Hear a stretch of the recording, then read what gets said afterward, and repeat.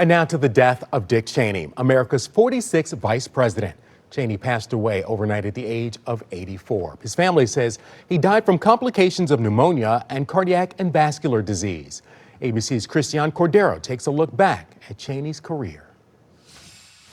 This morning, the American flag at the Trump White House is lowered to half-staff in honor of a Republican political foe, Dick Cheney, a political career that took him from the youngest presidential chief of staff to the second highest office in the land, and maybe the most powerful vice president ever.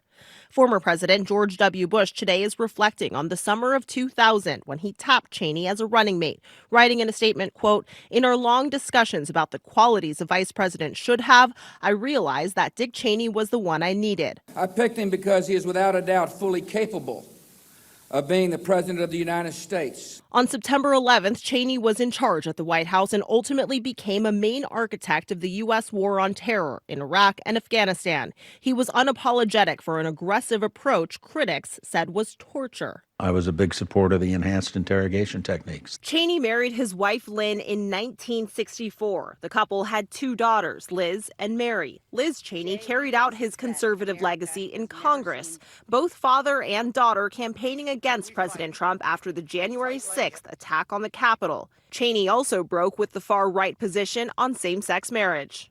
As many of you know, one of my daughters is gay, and something that we've lived with for a long time in our family. I think people ought to be free to enter into any kind of union they wish. When asked how he would be remembered, an unapologetic Cheney told ABC's John Carl he'd leave his legacy up to others. I'm very comfortable with what I did and why I did it and how I did it, and I'll let others judge whether they liked it or not. Do you have any regrets? Not really. Today, House Speaker Mike Johnson offered his condolences, saying, quote, "We give honor where honor is due, and honor is certainly due to him." Christian Cordero, ABC News, Washington.